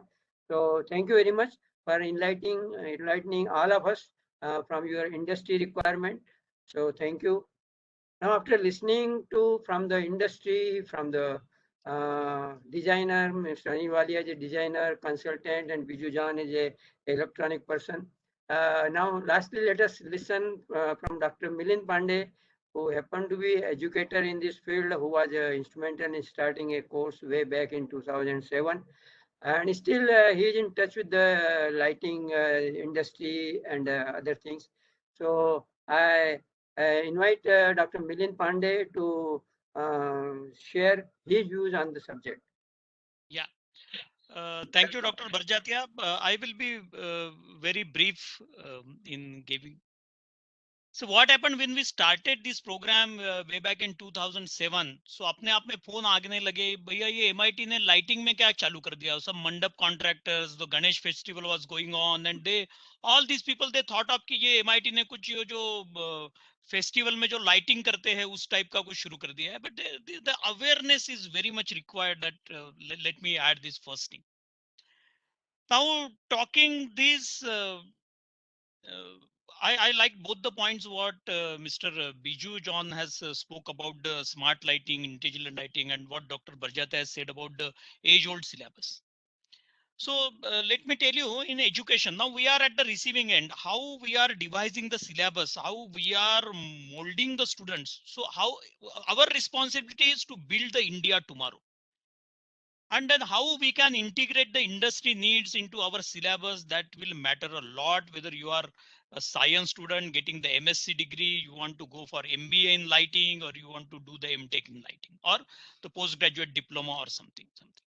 I remember our Prime Minister Modi ji said the IT plus IT is equal to IT. It was sounding like what he's saying, IT plus IT is equal to IT. But when we elaborated the IT, that is the Indian talent, all our students, plus information technology, which can be a lighting information technology, the awareness which I talk of, the IT, that Indian talent plus information technology is equal to India tomorrow. Very surprising. That if you want to build up the India tomorrow, we need to educate the Indian talent. And I remember even Dr. Barjatia and Dr. Walia will agree to me, our founder president, who himself, the great academician, he said, what is the definition of Bharat? So Bha means Prakash. So there are two types of Prakash. Prakash is in Surya Prakash, which Mr. Biju John also spoke that we are a partner of Sun. So one is Surya Prakash and one is Jnana Prakash. So that is the knowledge divine. So Jnana Prakash mein Rat wo Bharat. That was the definition, and we are here to give this knowledge divine to all our students. That knowledge, to Gyan ka Prakash dena chahiye. That is what. Saying this, industry is talking of industry 4.0. We said, let us talk about the education 4.0. Dr. Barjata mentioned about the age-old syllabus. No. But while talking of education 4.0, I'm coming on to the lighting, but let me bring that aspect of smart lighting and intelligent lighting into the education also, how we can. So when I said education 4.0, education 1.0, all those Guru Shishya Parampara, the king is funding the Guru and the Shishas, the personalized learning, all those old era called Gurukul Parampara. And that is what the education 1.0. When we talk of education 2.0, in the 15th century, when ink got invented, when paper came in, so books, libraries, the buildings, education 2.0. When it is 3.0, when WWW came into the picture, World Wide Web in 1990, the new era started, online education, PowerPoint presentation, and so many things. And now we are living in the education 4.0. And what is the meaning of 4.0 is intelligent education, personalized education, education through machine, which we are doing. Our machines are educating to the students. The campus on cloud, twin campus, the new terminology came, my friends. We are not happy with this virtual kind of learning. We are missing that touch. Anyway, that is not the point of discussion today. But then to achieve this education 4.0, we will be using these 8 technologies called ABCD and ARAI. ये क्या बता रहे पांडे जी तो, but ABCD is artificial intelligence, how we can integrate with the lighting education. What is the AI based lighting programs? AI based lighting. ABCD, I said the new technology is coming, replacing, that is blockchain. C is cloud or cyber. D is data sciences.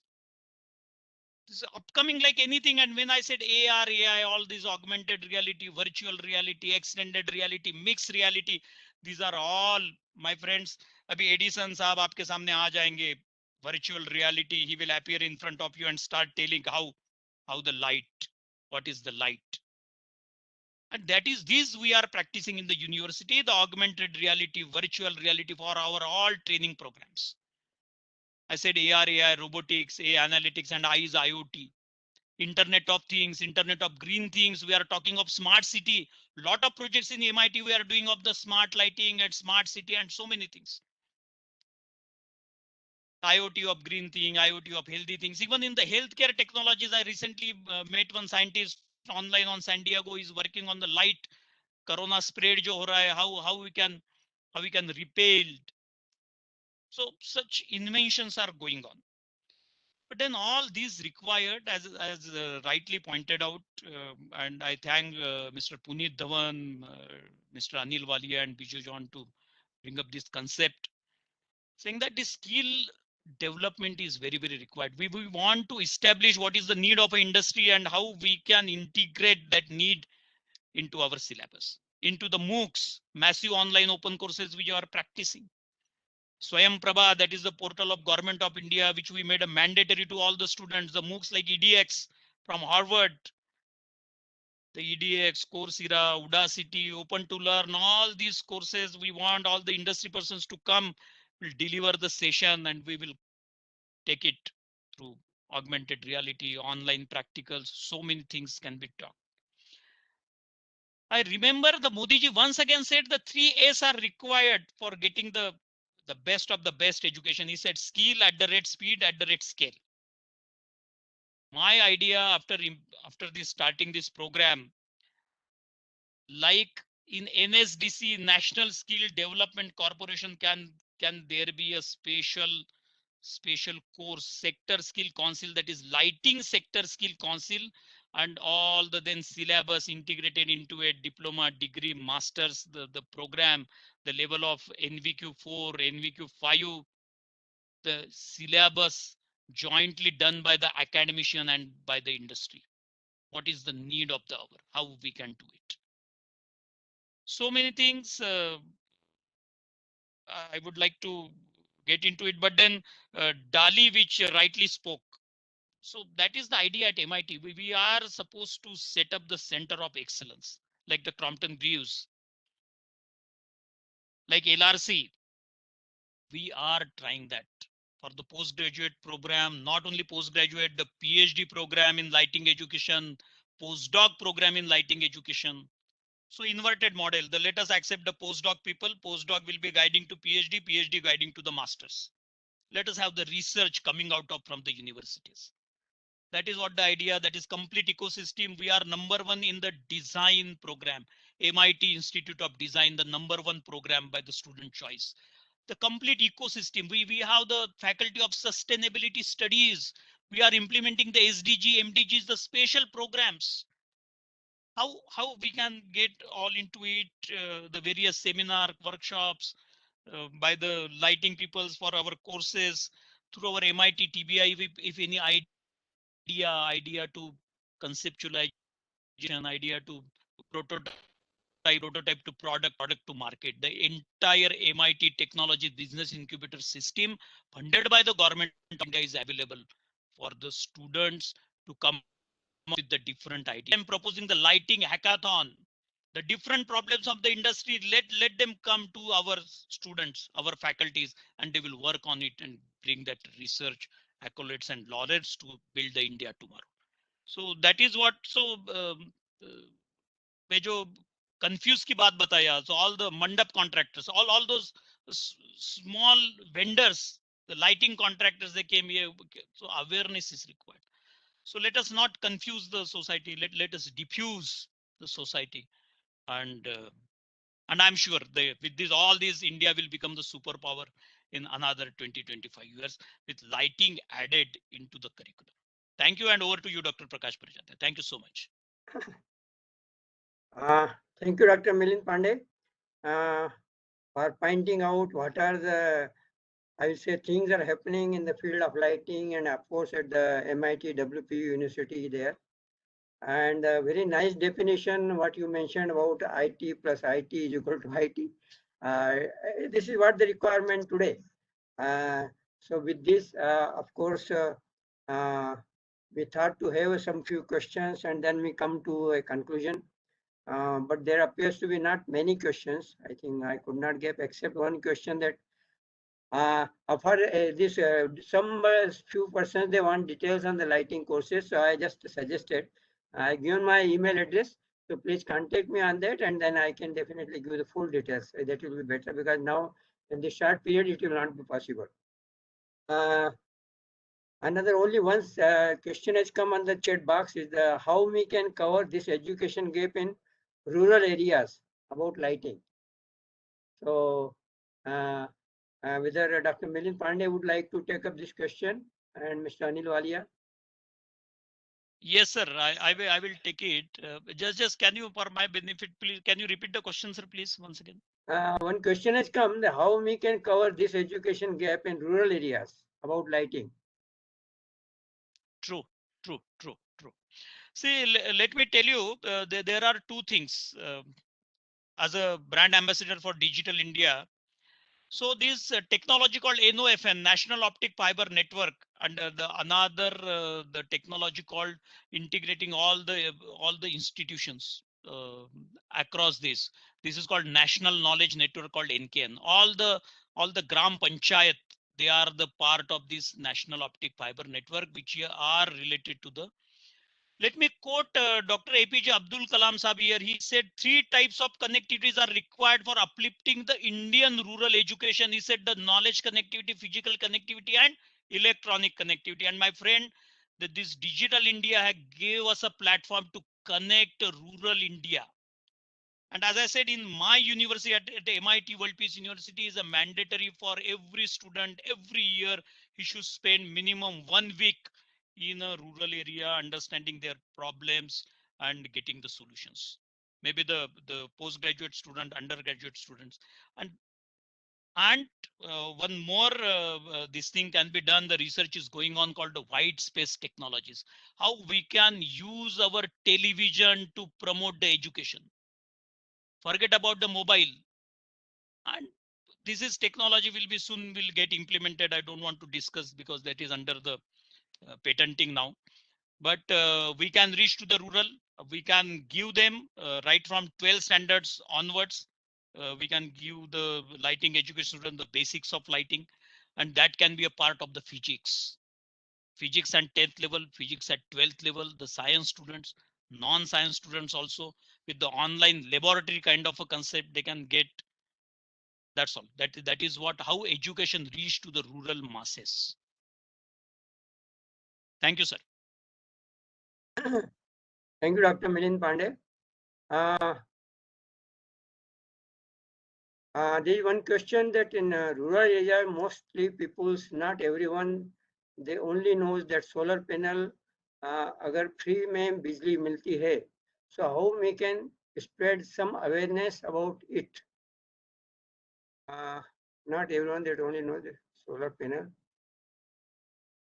Question is not clear.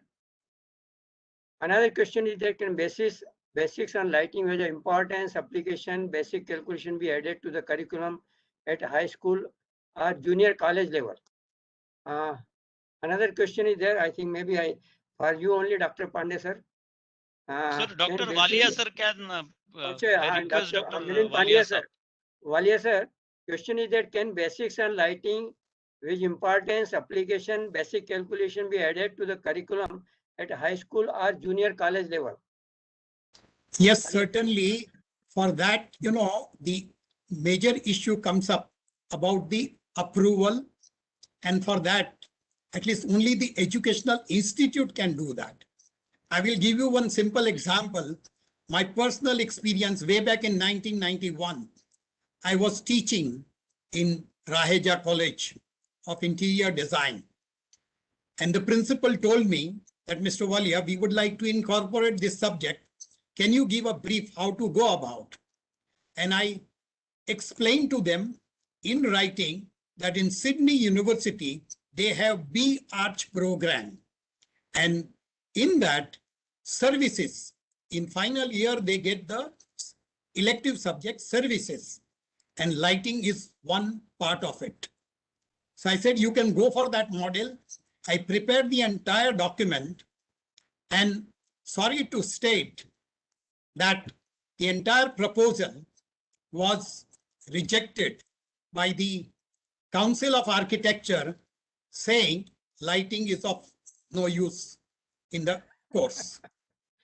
So this is how we have, as an individual, I don't have any, you can say on such things. I can definitely put up guide, but initiative has to be taken by the colleges. Thank you, Mr. Yeah, Anil can I Walia. add one line to it, sir? Yes, Dr. please. Barjatya, sir? Yes, please. Sir, Yes. yes, you rightly said, sir.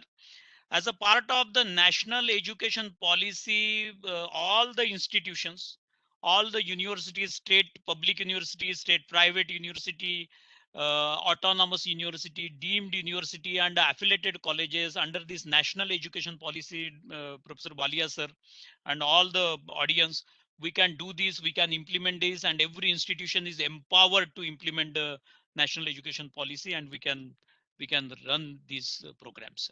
Thank you. Thank you, Mr. Anil Walia, and thank you, Dr. Milind Pandey. So there is no other question. So I think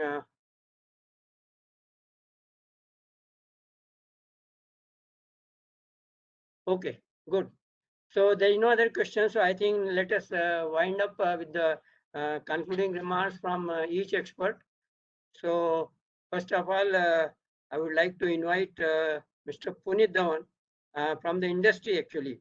What is his opinion on this as an industry person? Yeah. So I think very good, and we heard a lot of practical suggestions also. I think more interaction between industry and academics will pave the way for I think change in these courses, and industry also.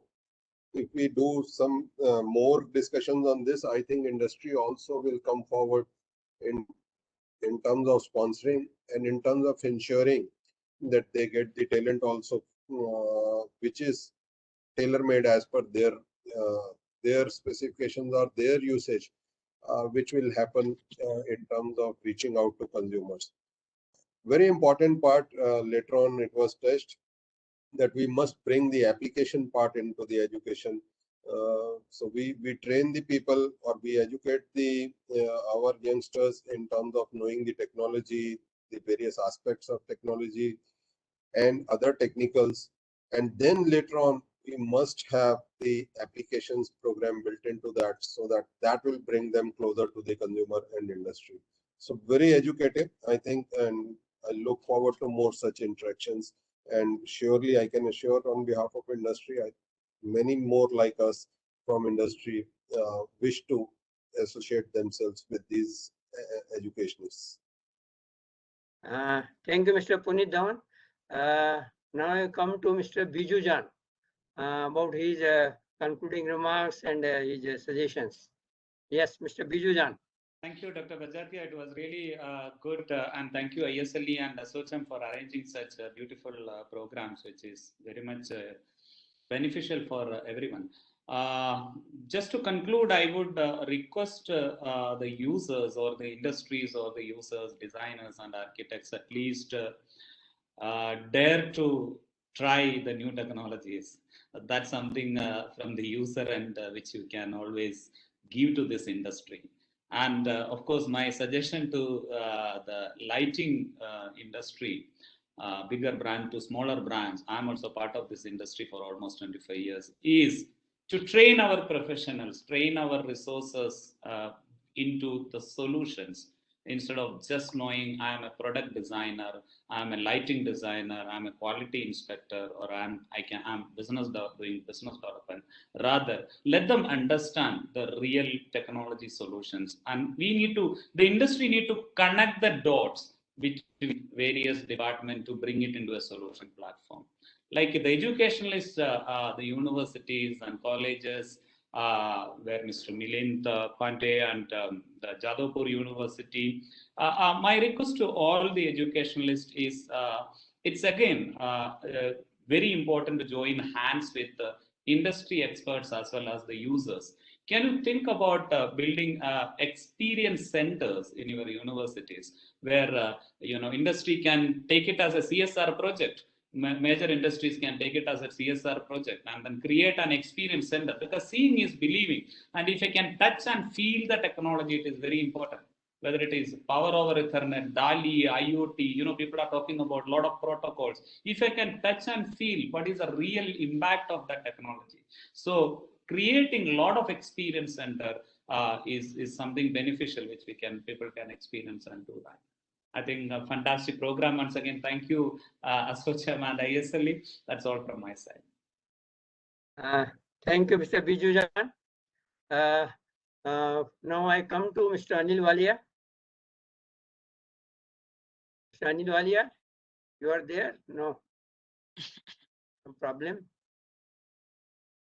Appears to be some problem. Connectivity problem is. Connectivity problem, yes, correct. Yeah. Anyway, since he has got some problem, so now I request Dr. Milind Pandey about his final remarks and say on the subject. Yeah. Sir, let me take a very practical approach, as rightly pointed out by Puneet ji and John Saab, Biju John Saab also. So let me form the board of study first under the Center of Industry Academia Partnership. Let me invite the suggestions. Let me share the syllabus with them. How we can go for the undergraduate and postgraduate programs. As a university, we are not dealing with 10+2, but we are starting with the UG, PG, PhD, postdoc. So that is my, and rightly said, the experiential centers or the center of excellence, as I decided, maybe will be in touch with LRC or Fudan University or the university in Sweden. So let us understand what they are offering globally, and let me have the Crompton Greaves and all the leading partners in industry need to understand the scope of the young boy or young girl students, how they can get into the marketing part of it, the designing part of it, train them on the DALI and all kind of softwares here itself at to set the center of lighting sector skill council. That is the idea with me. And lighting के बारे में the most important task is to get the vishwas, to get the faith of the community, of the society. And we are here to build up that confidence among the society. Yes, lighting is a need of the hour, and lighting education is a must for building up the future of any individual. The future of the education and education of the future will grow with the lighting. That confidence we need to build up amongst not only the society, amongst the students also, and that awareness program we will be getting soon. Thank you so much. Thank you, Dr. Milind Pandey. Now, since Mr. Anil Walia has come, so I move to Mr. Anil Walia for his final remarks and suggestions.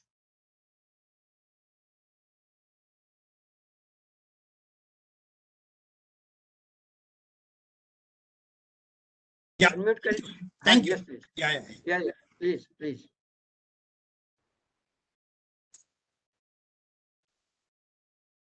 In concluding, I want to say that lighting courses can be classified academic and continuing or career-oriented educational courses.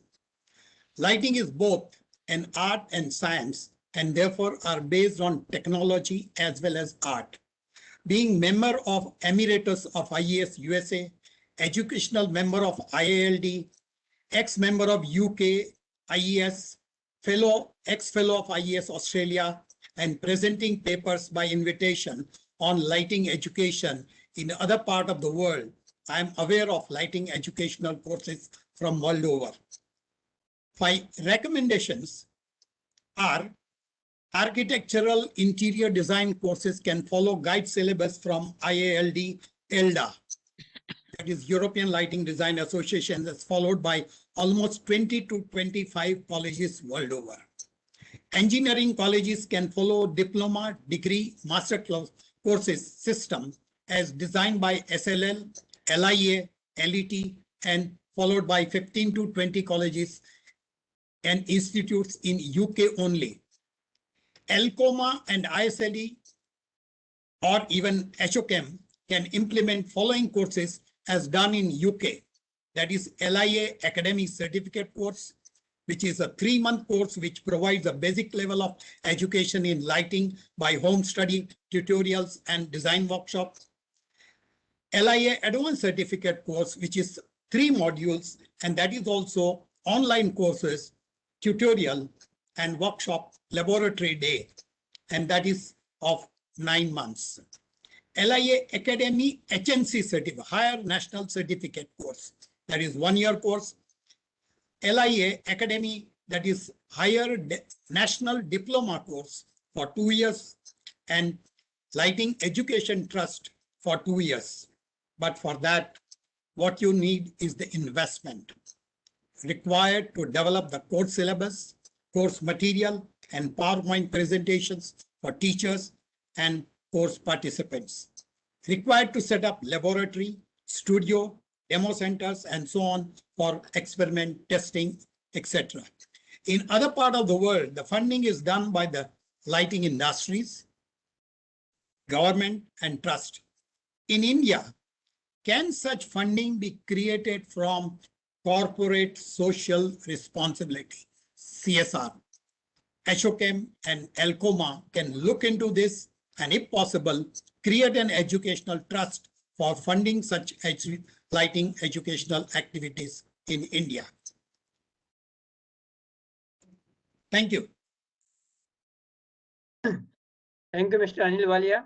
A very nice suggestion which you have given, forming a trust between the lighting industry, SOCM, or ELCOMA, industry associations, and also maybe the government. And, doing such activities which can spread the message of light throughout the country. So it's a good suggestion. And thank you very much for giving us. Now, there are some questions are there, of course, that how in the rural areas it can be there. So now this is COVID, now we have taught a new lesson about e-courses, which were not that popular at one time. So I think e-courses, as even ISL is also running, first batch was over last year. Second batch, of course, now it is starting. So likewise, I think maybe institutes like MIT or some other institute, they may also think of the running of the e-courses, because at least it will provide basic knowledge. And that is with that we can start. Of course, that will not enough. We will have to go for some other further development. But anyway, for the time being, I think it is possible.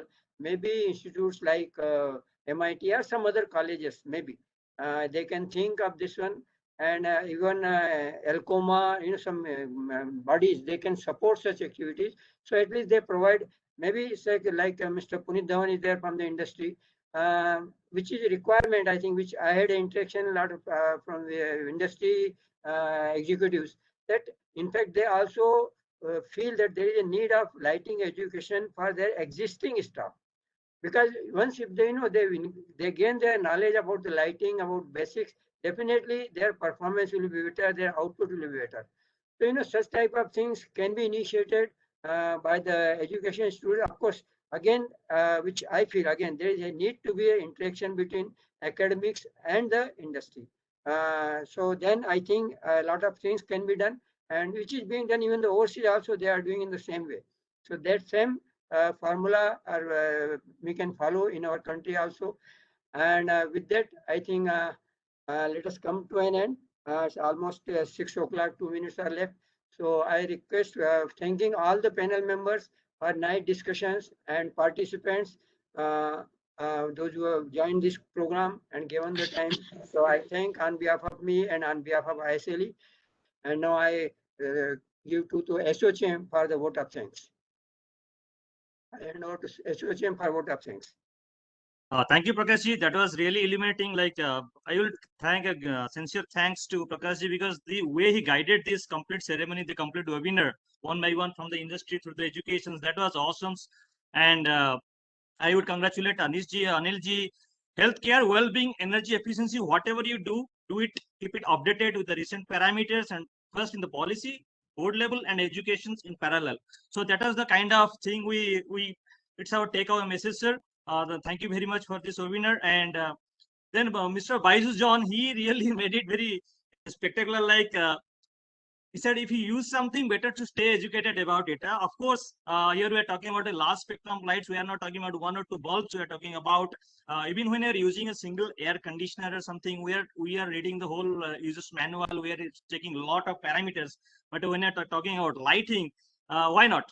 It's not only about illumination, it's much more than that. We completely agree with that. And Mr. Puneet Dhawanji, he emphasized on translating the language to be understood to consumer level understanding rather than only of an industries or academics or kind of things. So yes, of course it is required, because if the consumers do not understand, then why they will implement it. So that the dark and bright patches example in the corridor in the hospital, that was a superb example, and we can learn a lot of things from such examples and experiences. Milinji has in the way IT plus IT equal to IT, education, sport, campus, cloud, lightning, hackathon proposals, and a lot of things brilliantly put, sir. Thank you for that. And we would like to do it in future as well. A lot of things there are a lot of things in the lighting educations, and it will go on and on. It's just a way forward. It's not the end here. So he asked the industry experts to come and deliver through the process, through the education system, through MIT WP. Of course, I think people are listening to it and will be associated soon. And here we are the way forward. And ASSOCHAM JAM, if I can pitch it here, in ASSOCHAM JAM eco product certifications, we started a product certifications. So lighting parameters, if you want something to be added for the lighting, that these are the in terms of educations, not only about illuminations, not only about lux, there are a lot of parameters like Mr. Baiju John also emphasized on it. So we can put it into our rating system parameters. Okay, see, these are the things. Then we can call this lighting or this bulb sustainable or this design sustainable. We can integrate something like that in through ASSOCHAM, and we can start the education as well. Thank you everyone for speaking your heart out. And with this, we will conclude. And we thank you from ASSOCHAM. Thank you very much. Thank you, ASSOCHAM. Thank you, ASSOCHAM. Thank you. Thank you, Mr. Thank you, ASSOCHAM. Thank you. Thank you. Thank you. Okay. You okay, Rohit? We can conclude.